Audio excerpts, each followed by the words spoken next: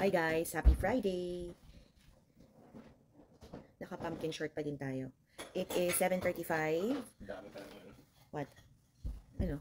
Si Daddy ay papasok na ng maaga. Pero iba pang brew niya na tayo ng coffee. Is that my coffee? So, ang ulam ni Daddy ay natirang chicken tocino. Ito guys, ang kanyang breakfast. And then, magbabaon siya ng coffee. Talaga, John. Kumuha ka na ng 3-in-1. Ano sinasabi mo dyan? Papagbaon nga kita ng tinapay eh. So, kumuha tayo nito. Kasama mo lang yung sa follow. Open the curtains. Nasty ka talaga. Ipapagbaon ka na nga dyan. So, papagbaon natin si tatay ng spam. Ito ay less sodium. Dahil ngayon ay meron siyang long day of work. So, kagabi, nagluto na ako ng adobong chicken. Iinitin na lang ng mga bata yan. Meron din akong work today. So, sinigurado natin na meron silang ulam bago tayo umalis. Pwede na lang silang kumain din ng leftover na spam or adobo for lunch. Hindi ako makakapag-lunch dito guys, kaya mag-prepare na tayo. So, open na natin to guys. Papagbaon ko sana si Daddy ng ham. Namimili guys. Gusto ng spam. So, ito naman ay pwedeng ulamin ng mga bata. Lutuin ko na to kaya lahat. Para ito na rin ulam nila, no? So, maunang pumasok sa akin si tatay. Ako papasok pa ng 9 o'clock or 9:30 tayo alis dito.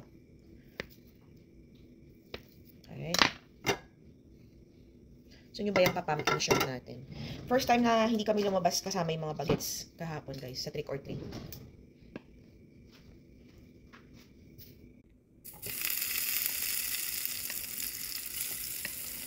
Konting-konting mantika lang dahil non-stick naman ang ating pan. Ito na guys, ang baon ni Daddy. Spam sandwich. Dahil hanggang almost 4 o'clock siya today. So, maghapon din siya ngayon. So, ito na ang baon ni Daddy coffee. Meron siyang ham sandwich, tsaka 2 granola bar. Isang almond and cashew. Dahil siya ay may long day of work. Kunin na natin ang ating black coffee.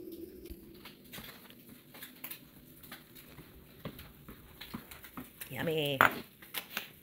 Okay guys. Inom na tayo ng ating coffee. Nag-defrost pala ako ng mga karne. Kasi guys, ngayon ay meron din tayong work. So, hindi ako dito magla-lunch. Pero, darating tayo siguro mga 2:30. Yung mga bata kakain siguro for lunch ng spam and rice. And then, yung aming adobo ay for tonight na lang. So, dahil bukas ay Saturday, walang kaganapan ng mga bagets.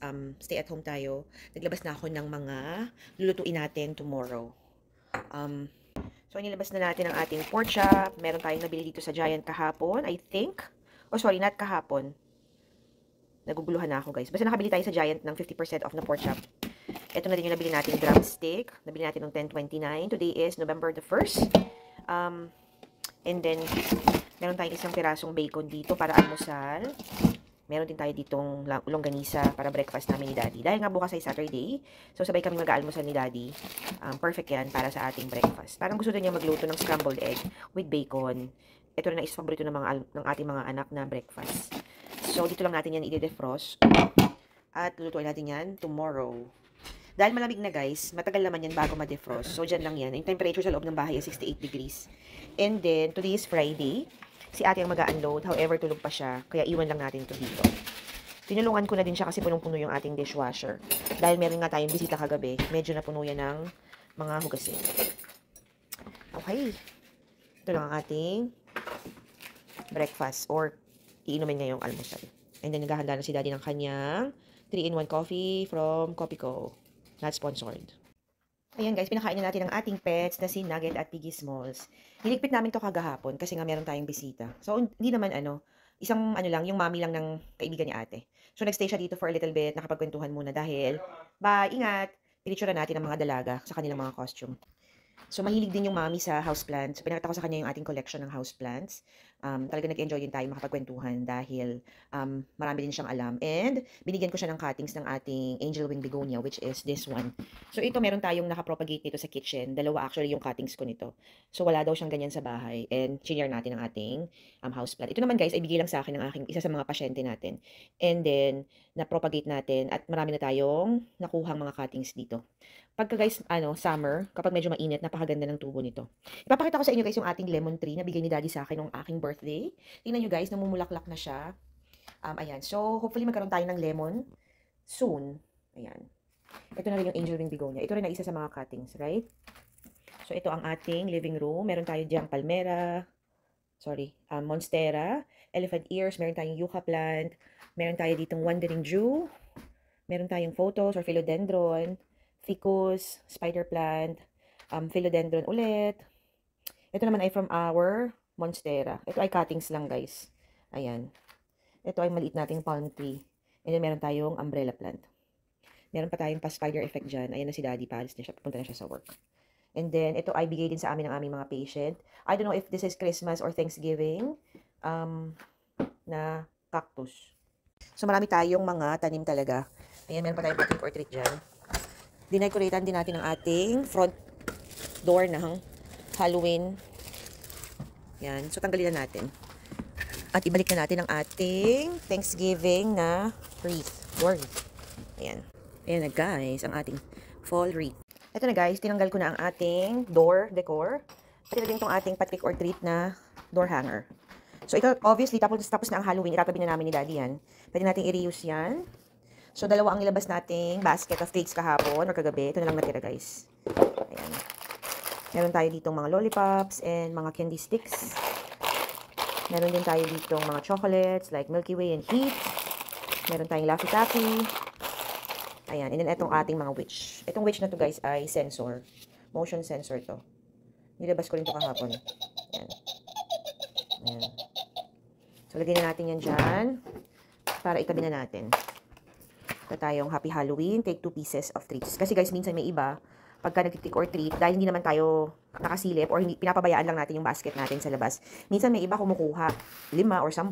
Pagka ganun guys, siyempre kawawa naman yung mga ibang bata. Wala na silang masyadong makukuhaan ng candy. So, para fair, nilagyan natin ng take 2 pieces each kid. Pero hindi ko alam kung sumunod ba sila. But anyway, I'm glad na meron pang natira. Ibig sabihin guys, yung mga napunta dito sa bahay natin ay nakakuha naman ng mga treats. Okay, meron tayo ditong pa-pumpkin.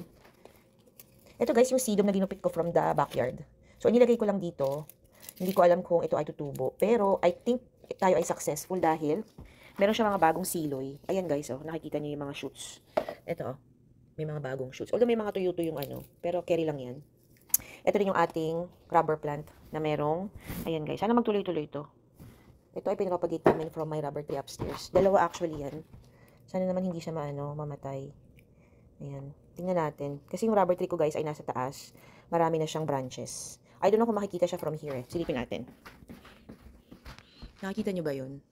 Sa taas guys, marami pa tayong houseplant. So meron tayong wandering Jew. Naka-trail na siya. At malaki na nga yung ating rubber plant. So, kumuha tayo ng konti dyan. So, ito naman ang ating geranium na nakalagay sa ating upper deck. Pinasok ko na siya kahapon, guys. Dahil sabi nga nung mami ng kaibigan ni ate, pwede raw itong ilagay lang sa basement, wag nang diligan, and then ilabas na lang next year. So, mabubuhay pa rin daw to. Pero gusto natin itong mag-bloom all year. So, dito natin to lalagay sa dining room kung saan merong light. So, dito marami tayong houseplant kasi bukas yung ating bintana. And nakakakuha ng maraming sunlight ang ating mga halaman. So, mukha namang successful, guys, kasi meron tayong mga bagong nakikitang dahon. So, wag natin pabayaan kasi mahal ang geranium, guys. Ito ay nabili namin ni Daddy sa Sam's Club ng, I believe, ang bili namin dito is $10. Kapag ito ay nabuhay natin all year, pwede natin itong i-propagate ulit next summer. So, ayan ang ating mga halaman. Ito lang ating monstera. Dito kami kumukuha ng mga cuttings. Meron na tayong bagong dahon. Marami na tayong mga bagong shoots dyan. So, ito rin ay monstera. And then, ito naman, inaalagaan to ni Daddy. Ito ay amaryllis. Yung kasing amaryllis namin dito guys, for the first time, nagbulaklak siya. And then, pagkatapos matuyo, kinuha namin yung mga seeds. Ayan, nilagay namin dito sa maliit na paso. Si Daddy actually yung nag-aalaga nito. So, from time to time siya ay nagmi-miss niya, dinidiligan talaga niyan. Tapos ngayon guys, marami na tayong amaryllis. Hindi ko alam to guys ay nagbubulaklak, pero nung nagbulaklak, to talagang napakaganda. So, I think meron tayo ditong 11 or 12 na amaryllis. Ayan, kung nakikita niyo yung mga shoots. So, alagaan lang natin to. Ito ang baby ni Daddy. Araw-araw niya itong tinitingnan, guys. So, ayan. Meron din tayo dito maliit na umbrella tree. Meron tayong croton. Ito na yung regalo sa akin ni Daddy. I think ng Valentine's. Ito ay bromeliad.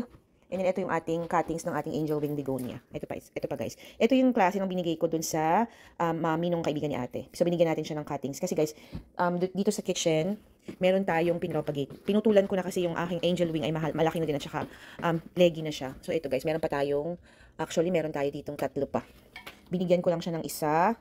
Tapos sabi niya bibigyan daw niya ako ng kanya lily bulb. So ito guys, nilagay lang natin yan sa water. Meron tayong 1, 2, 3 pa. So i-share lang din natin to kasi naman ito ay bigay. So nag-share tayo ng mga cuttings guys kasi naman yan ay binigay lang din sa akin ng pasyente ko. Yan ay cuttings lang din. Sa maniwala kahit sa hindi, ang angel wing begonia na yan ay almost 45 years old na. Yung mother plant. Kasi galing pa yan sa pasyente ko na matanda na. And then sabi niya yan ay tanim pa ng nanay niya. So, pinopropagate niya lang. And then, binigyan niya nga ako nung cuttings. Parang 3 years ago ko na pasyente yun. So, I have, matagal na sa akin yung, angel wing begonia. Ayan pa guys, angel wing begonia din yan. So, yun sa ating cuttings from our patient, marami na tayong naging puno or tanim with that. Ayan. Ito rin kasi guys, kapag humahaba yan siya, pinuputulan ko para mas maging bushy. Ito. So, ayan, may mga bagong siloy na. So, i-share lang din natin yung mga cuttings. Kasi guys, yan naman ay binigay lang din sa atin. Like this one. Ito talaga yung pinaka-favorite namin ni Daddy. Ito guys, bigay lang din to ng pasyente ko. Nung binigay sa akin to guys, 3 lang yung dahon yan. Tsaka maliit lang siya. Tingnan nyo ngayon kung gaano na siya kalaki. So, para tayong may dito. Tayo talagang nasa tropical area. Meron tayong pahalaman effect dyan. Nakakatuwa. Ayan ang ating mga houseplants. Maganda to guys kasi pag purify ng air sa loob ng bahay natin, hindi na natin kailangan bumili ng air purifier. Ito ay natural. So, ayan. Kahapon pala maraming inuwing chocolate yung ating ate. Sobrang punong-puno yung kanyang basket. At binigyan niya ako ng isang malaking sneakers. Ito ang pinaka-paborito kong chocolate sa lahat guys. Ay, kabayo na hulog. Ito. So, binigyan niya ako ng isang malaki. And then, si Daddy naman ay mahilig sa coconut. So, binigyan niya si Daddy ng Almond Joy, 3. Napakadami nilang nakolekta ng mga chocolates guys. Yung kanyang mga kaibigan ay tuwan-tuwa. Dahil yung dalawa niyang kaibigan guys, hindi sila nakatira sa development. So, along the road yung bahay nun. Kaya hindi sila nakakapag-trick or treat sa area nila. So, tuwan-tuwa yung dalawang bagets kasi nga for the first time daw, nakarami sila ng chocolates. Yun guys ay mga dalaga na, mga 15 years old na. Pero nakakatuwa kasi enjoy na enjoy sila. So, next year, sabi ko sa kanila, welcome silang bumalik dito. Kung gusto nila ditong trick or treat or Halloween. And then, yung nanay naman is very appreciative. Nag-offer actually yung nanay na kapag may sakit yung mga bata and I need to work, pwede ko raw iwanan sa kanya yung aking mga anak, which is very nice, right? Inumin ko ng aking coffee. Okay guys, napakahaba na ng video ko. Sana guys ay huwag kayong magsawang manood. Alam ko ito ay araw-araw ko lang na-hustle or araw-araw na kaganapan lang sa buhay ko. I just want to share with you kung ano ang typical na buhay ng isang Filipino family dito sa Amerika, working family. So working mama na mayroong 2 anak. Sa mga nanonood po ng aking video, maraming salamat po sa inyong suporta. Lalong-lalo na dun sa mga nagtumatapos talaga ng buong videos, pati na din sa mga nag-share at sa ating mga tala sender. Lahat po kayo ay na-appreciate ko dahil meron pa rin tayong ibang work. Hindi ko kayo nababalikan ng mabilisan, but I want you to know na na-appreciate ko kayo at sa aking free time, susubukan ko pong magbahay-bahay para kayo naman ay masuklian natin ng pagmamahal. Okay guys, yun lang muna for today's video. Mamaya na lang sa ating kaganapan, mag-video tayo ulit para sa ating part 2. Time check, it is 8:10 ng umaga. I think gising na si Bunso. Maglalaro na yan guys ng kanyang mga gaming sa kanyang laptop or laptop. Pero papakainin muna natin ng breakfast. So wala silang pasok today. Tomorrow is Saturday and Sunday, and then wala din silang pasok ng Tuesday dahil sa election day. Pero sila guys, malaki naman na sila, pwede na silang maiwan dito mag-isa, habang tayo naman ay maghahanap buhay dahil kailangan nating kumayod for the tongda para sa ating pamilya. Happy Friday, happy weekend to all, happy first day of September. Remember, family time is the best time and every gising with your family is always a blessing. God bless everyone. Bye!